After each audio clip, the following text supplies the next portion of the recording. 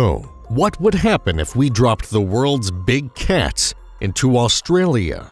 No, not into the zoo. I mean into the wild. The open bush, the red deserts, the tropical swamps up north. Would they handle the heat, find enough to eat, and if they stuck around long enough, what kind of Aussie version of themselves would they turn into? Alright, let's start with the big boy. The lion, king of the savannah, giant, loud, social, and a straight-up tank when it comes to raw power. But how would it do in Australia?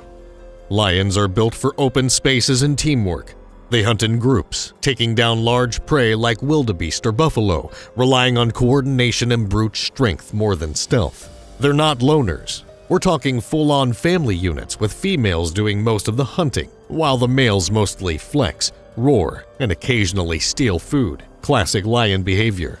Now, in terms of climate, you'd think they'd handle Australia just fine. After all, they already live in scorching African environments. But it's not that simple. Australia has some of the harshest dry zones on Earth, especially in the outback, where water is scarce and shade is minimal.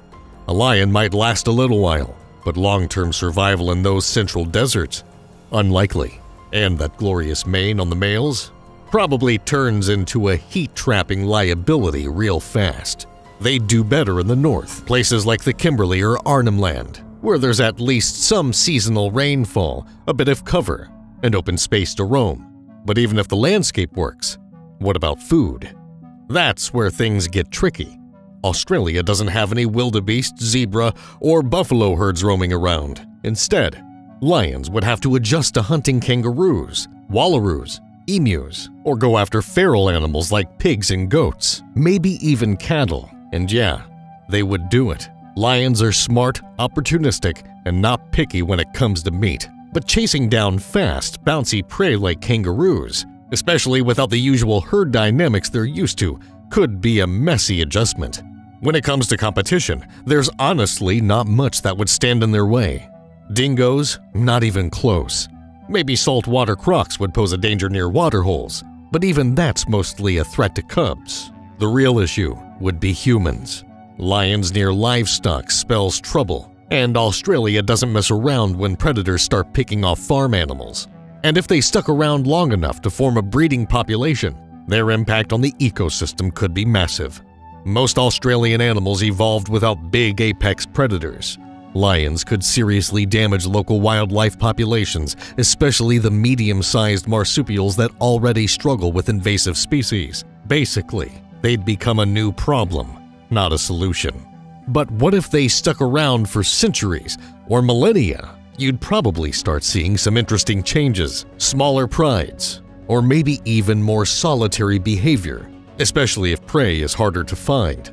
Males might evolve shorter manes to deal with the heat, and overall body size could shrink a bit to conserve energy. They might even become sneakier hunters, relying more on ambush than the full-on frontal assault they use now. Less king of the plains, more ghost in the bush. Next up, the tiger. Bigger than a lion, but quieter. Stronger bite, better swimmer, and a total stealth machine.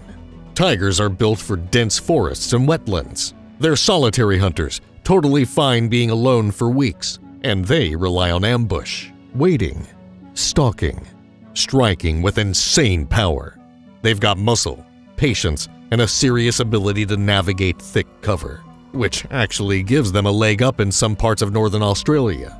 In terms of climate, tigers already live in hot, humid environments like India's mangroves and forests. So if you drop a tiger into Australia's tropical north, say Kakadu or Cape York, it's going to feel pretty familiar. They'd probably love the wetlands and seasonal flooding, and their love for water would help them cool off when things get too hot. They wouldn't do well in the dry center though. Not enough cover, not enough water, and definitely not enough prey. Speaking of prey, tigers are used to hunting deer, boar, even buffalo. That kind of big, meaty prey doesn't really exist in Australia, so they'd have to adjust to kangaroos, wallabies, maybe emus. But here's the thing. Tigers are incredibly adaptable. They're already known to go after livestock when wild prey runs low, and they're totally capable of shifting to a new menu. They might even specialize in ambushing animals at waterholes or along trails, just like they do with deer and boar in Asia. But the tiger's impact on native species? That could get ugly. Most native prey wouldn't even know what hit them. And since tigers don't need a pride, they could spread across large areas quietly and efficiently, which makes them dangerous not just to individual species, but to the whole balance of the ecosystem. Now, give them a few thousand years, and they'd probably start changing. You might see slightly smaller tigers, better suited to drier bushlands, with lighter coats or shorter fur, maybe even a more generalized diet. Less need for big kills, more focus on smaller prey caught more often. They'd still be ambush predators, but maybe more agile and less brute force than their Asian ancestors. A more compact, heat-adapted version.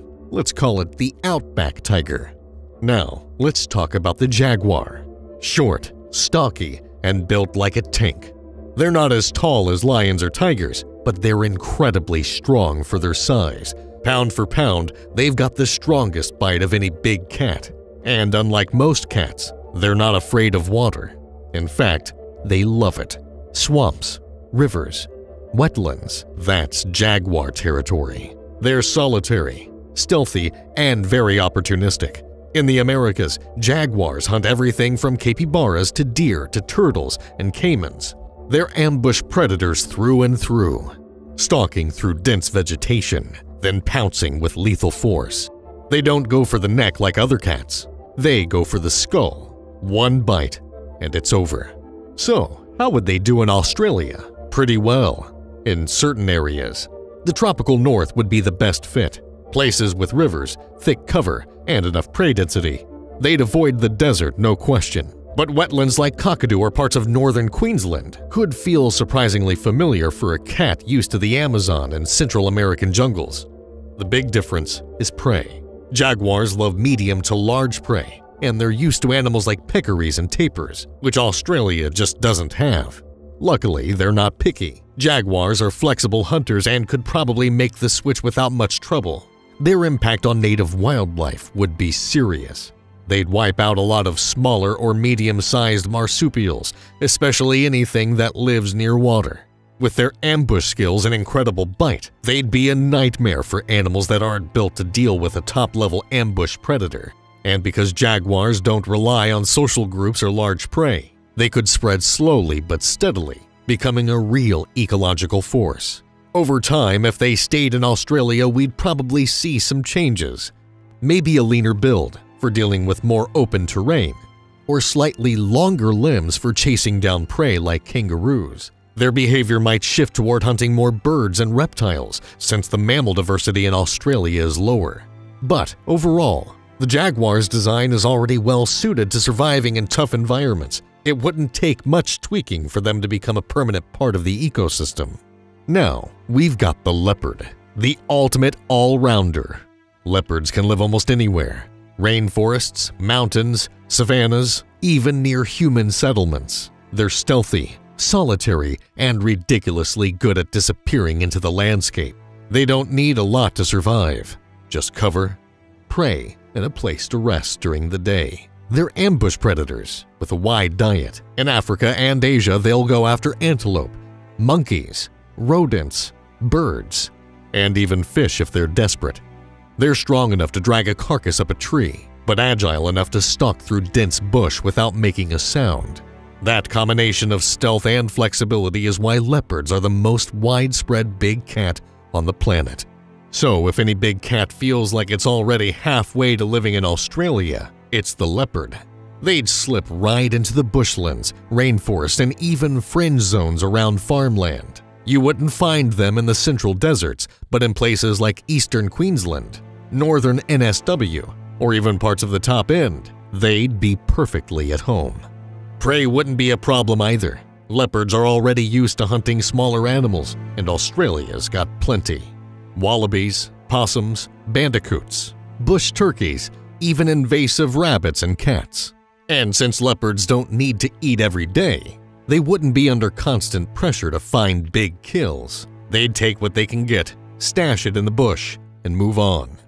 In terms of competition, Nothing in Australia right now could give them serious trouble, and since they are solitary and secretive, they'd avoid humans better than most other big cats. They've already proven in India and parts of Africa that they can live near people without being noticed until they show up on a trail cam.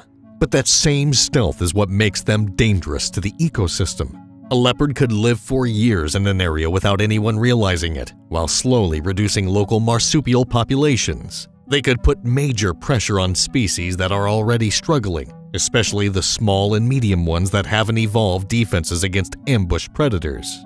And if they stayed in Australia long enough to evolve, you might see some tweaks. Maybe slighter, lighter coats for hotter climates, a shift in hunting times to avoid peak heat, or more ground-based behavior if there aren't enough trees to stash kills. But overall, leopards wouldn't need many changes. Their basic design already fits the Australian landscape better than almost any other big cat. Out of all the big cats, the leopard might be the one that could survive quietly, thrive consistently, and spread the widest without drawing too much attention. Not the strongest, not the biggest, but maybe the most dangerous in the long run because of how quietly effective they are. Alright, just to get it out of the way, what about the snow leopard? They're stunning, elusive, and built for life in the coldest, highest mountains on Earth. Think Himalayan cliffs, snowy ridges, rocky terrain where barely anything lives. They've got thick fur, massive paws for walking on snow, and a long tail that works like a scarf in freezing winds.